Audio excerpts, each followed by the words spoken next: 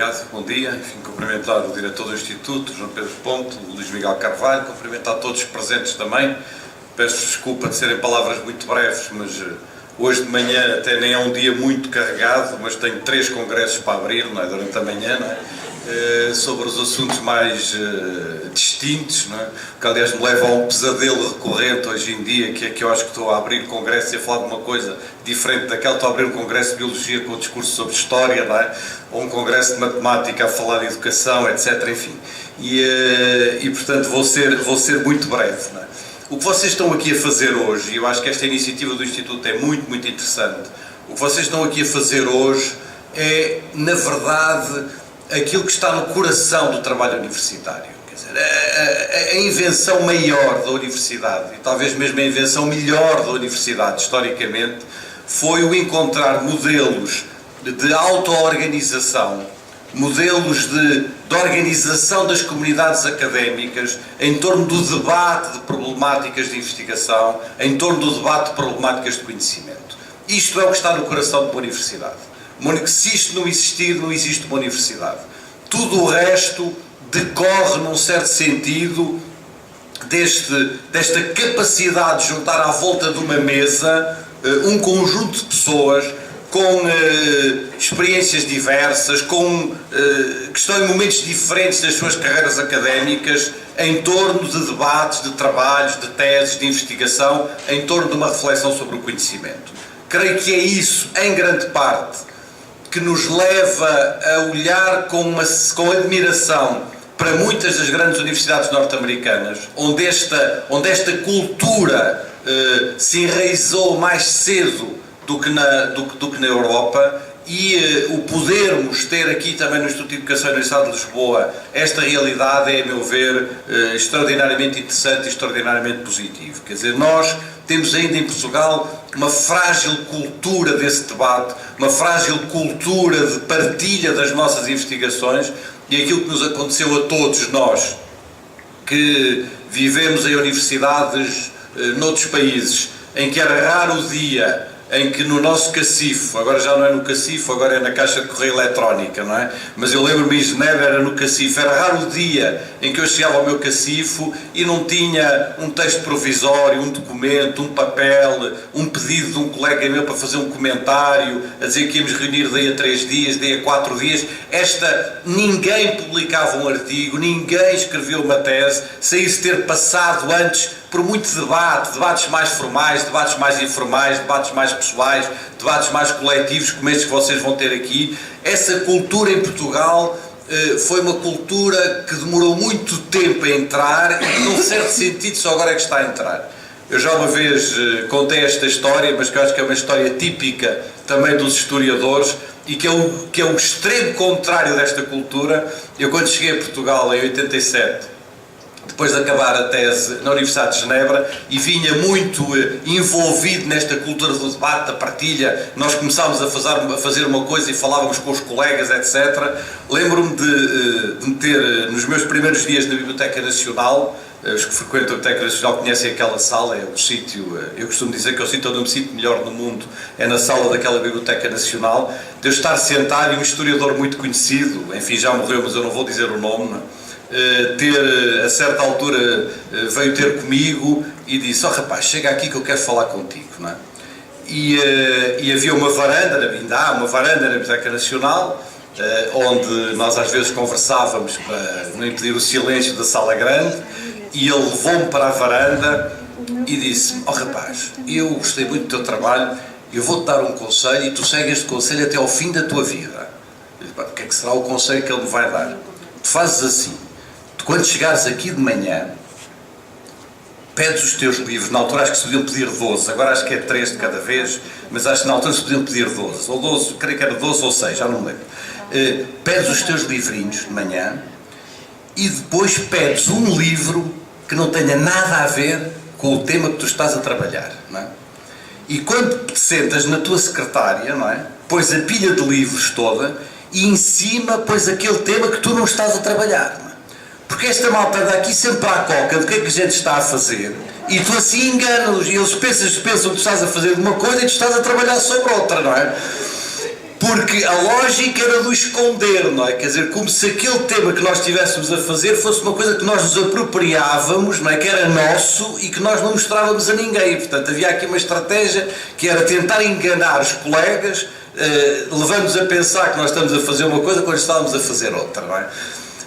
Isto era típico de uma cultura académica, obviamente muito individualista, muito centrada sobre cada um, etc., em que as pessoas escondiam o que estavam a fazer. Ora, nós estamos hoje numa cultura académica que é o extremo oposto disto, como se mostra através deste seminário, deste vosso encontro. Não é?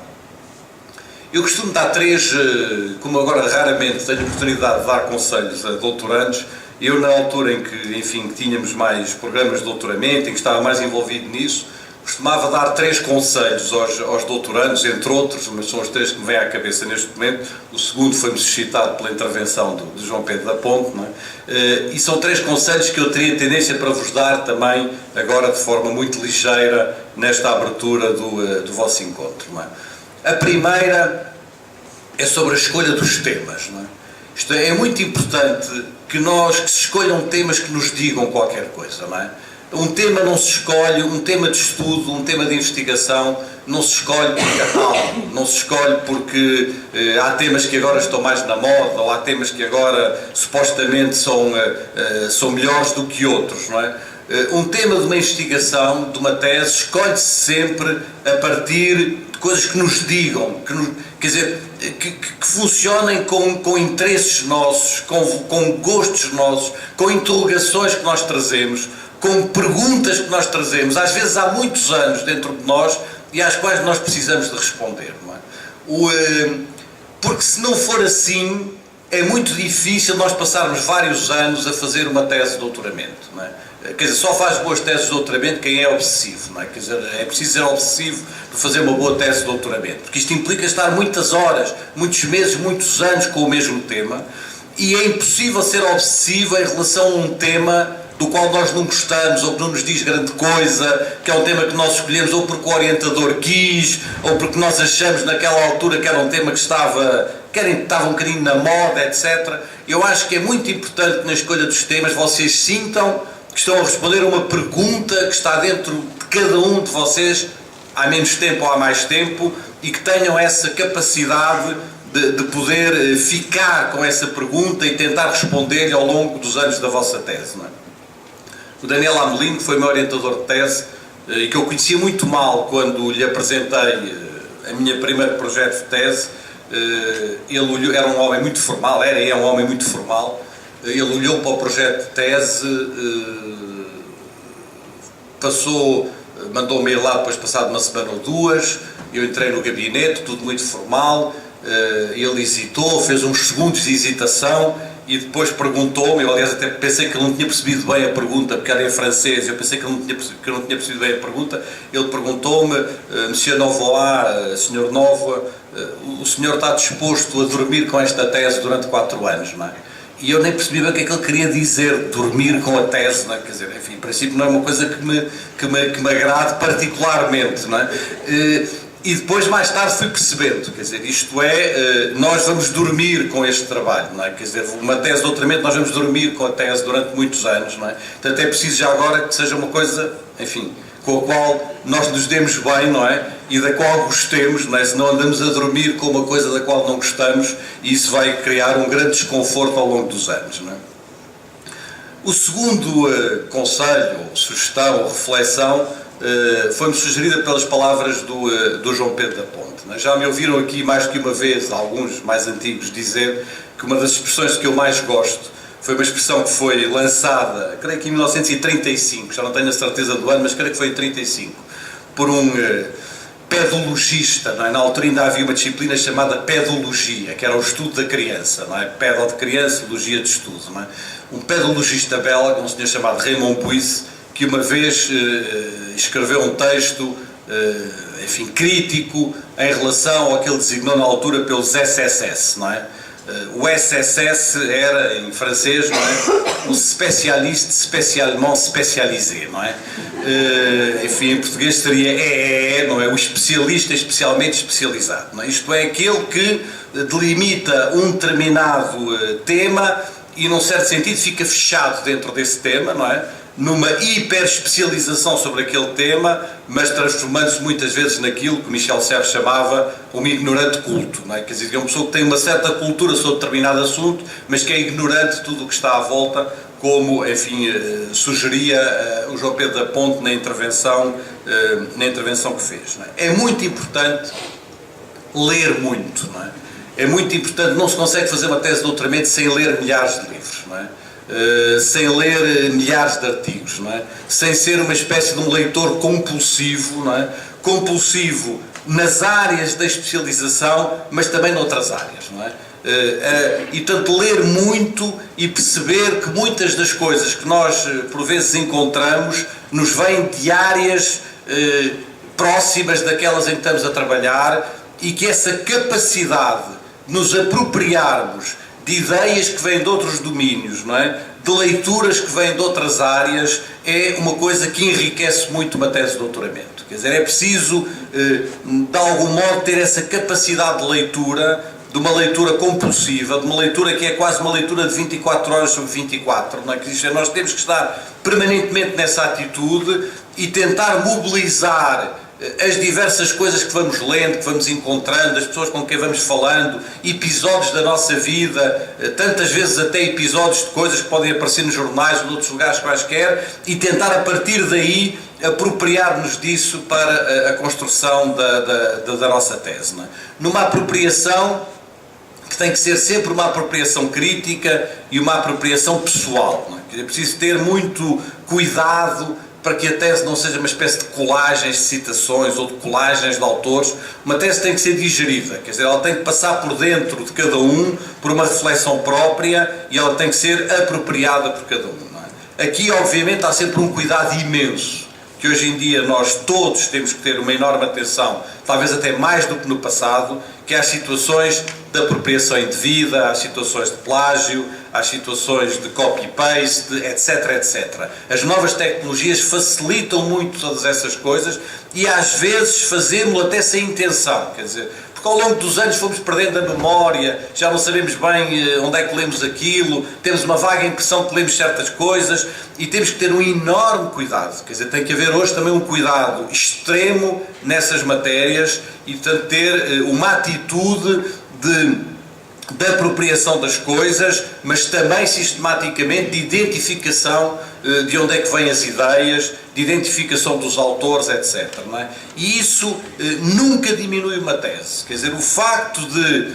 numa página, em 2 páginas, em 3 páginas, haver referências a X autores, dizer que aquela citação não é minha, mas é do outro, isso não diminui uma tese, antes pelo contrário, não é?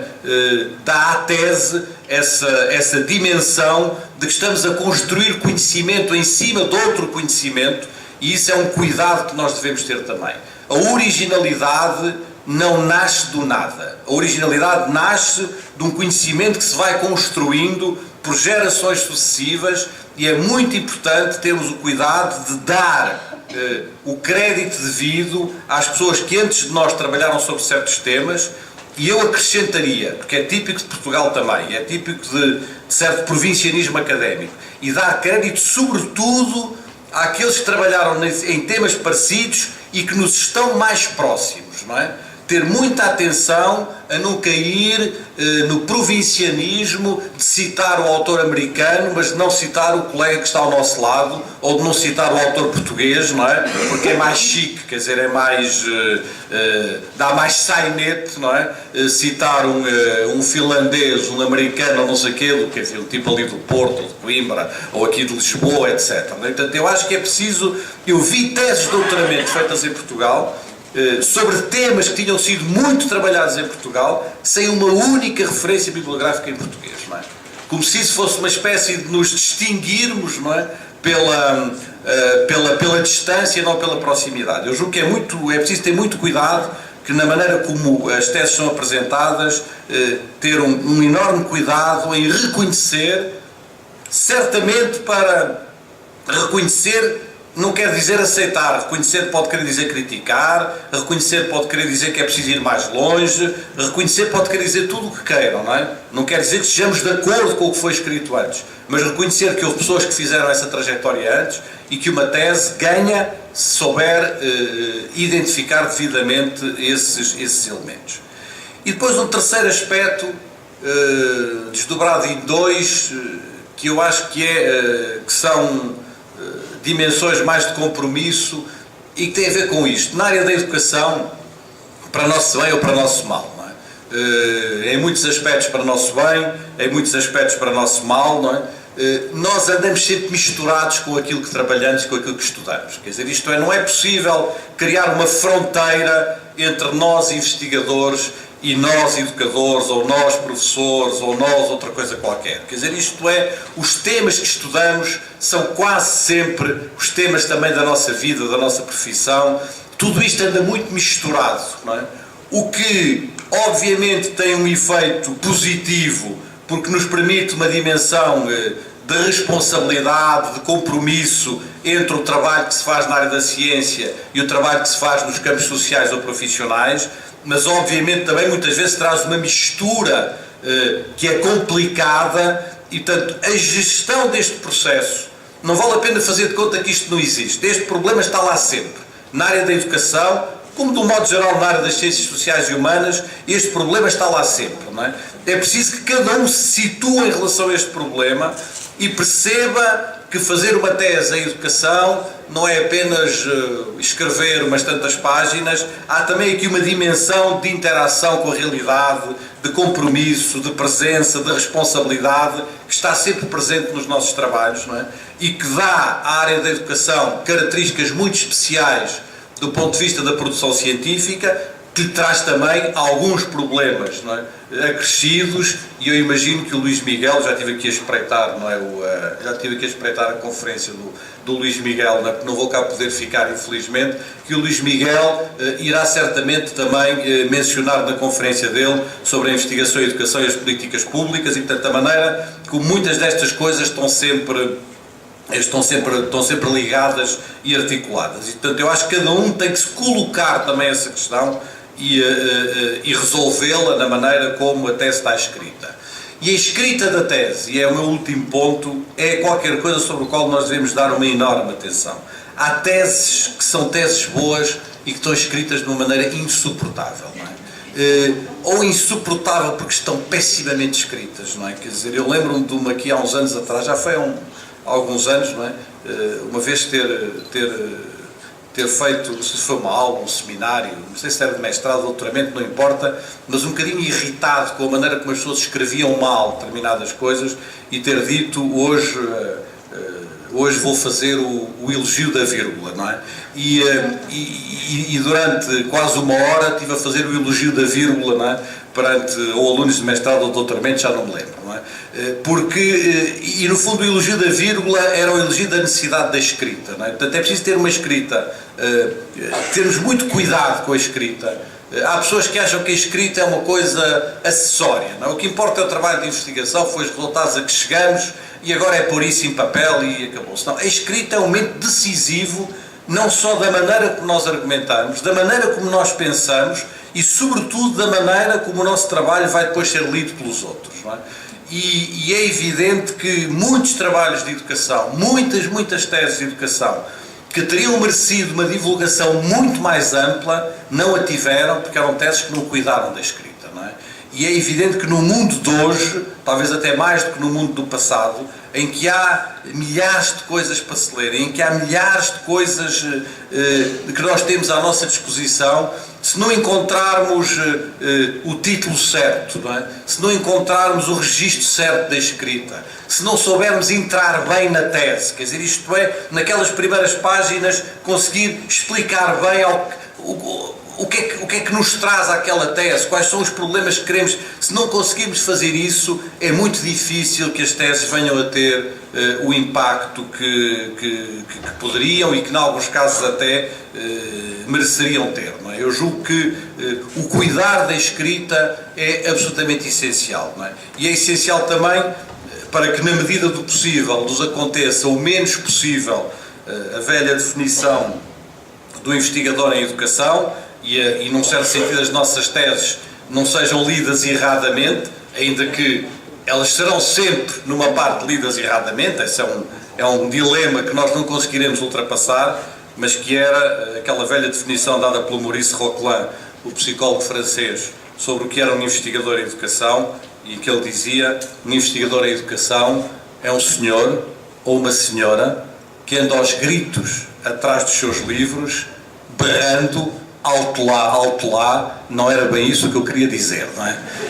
E para que isso não vos aconteça, cuidem bem da escrita, pá, não é? E tentem trazer também nessa escrita uma dimensão que seja agradável do ponto de vista da leitura, mas que sobretudo deixe uma marca também nas vossas teses, e creio que isso é muito importante. Bem, são conselhos muito soltos, pá, foi o que me sugeriu aqui nesta fase, alguns dados há anos aos meus doutorandos, mas sobretudo agradecer-vos e felicitar-vos por esta iniciativa para acabar como comecei, porque ela verdadeiramente é o que define uma universidade hoje, e é o que nós temos que fazer na Universidade de Lisboa, e é o que temos que fazer neste Instituto de Educação também. Parabéns, pois, e bom trabalho.